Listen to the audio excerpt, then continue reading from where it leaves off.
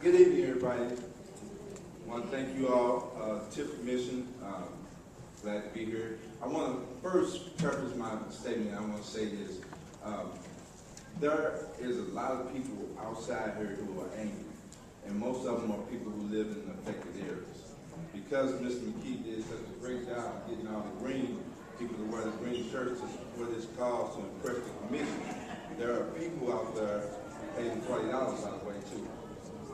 There are people out there who live in affected areas who are very angry because they are not able to participate in the hearings. Now I'd like to go on to say that because of that, this whole project has been, the people in the affected areas have been blindsided by this project. Right. For years. Since 2003, Paul McKee first gave his, contributed to April 4 Griffin's campaign in 2003. That's right. For years, Paul McKee there's been no sight of Paul McKee up until the past couple of months. It said there is no plan for this redevelopment area. People have been asking questions, well, who's on this land, has not been taking care of this property. But this goes back even further. I'm going to make this real quick as I can. Over 30 years ago, the north side of St. Louis has been depleted. I'm saying to the commission tonight that the north side of St. Louis is more than distress. It looks like World War III. And it's intentional. It's been intentional by the city of St. Louis. I'm saying to the commission that we need some help. We need you to be vanguards for what is happening in North St. Louis. And Paul McKee, Mr. McKee, he and I talk, he is aware of the fact of what has happened over the years in terms of depletion, to set it up to get into the state so that they can now say that it's blighted and bring in development. That's right. Thank you very much. We ask that you deny this application and safeguard the city from Okay. losing millions of money. Thank Thank you. you all for it.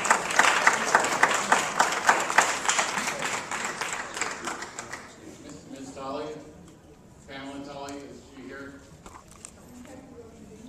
Okay, Ms. Rhoda.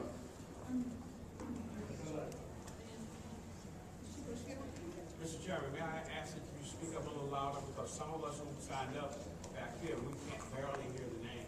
Okay, I apologize for that. Somehow the sound seems to have gotten a little louder too. The next person who I called was Pamela Tully. Is she here? No, she's not. Okay. Then the next person is Ms. Rhoda. Thank you, ma'am. Please proceed. Mr. Mayor, in the name of God, most gracious Lord,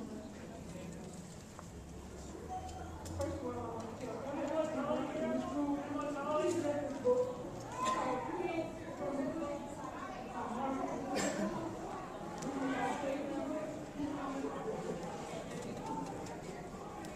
Ma'am, I'm a t-shirt. Okay. woe to those who gather in full, but when they measure out, they give less than due. They will be held accountable for their misdeeds. You and Mr. McKee, wherever you are, have the power and the greed over our tax dollars in North St. Louis. The African American community does not need this. You are dealing with slaves, Sullivan and his picking slaves, and all those in Jessup City who are called plantation bosses. And Now, city corporations.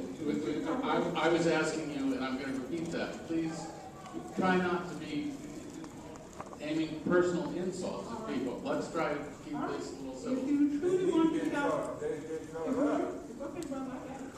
you truly want to help the African American community, here's what you can do.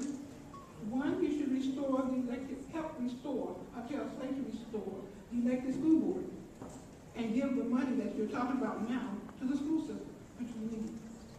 We need to repair the homes in North St. Louis. Not give the money to developers.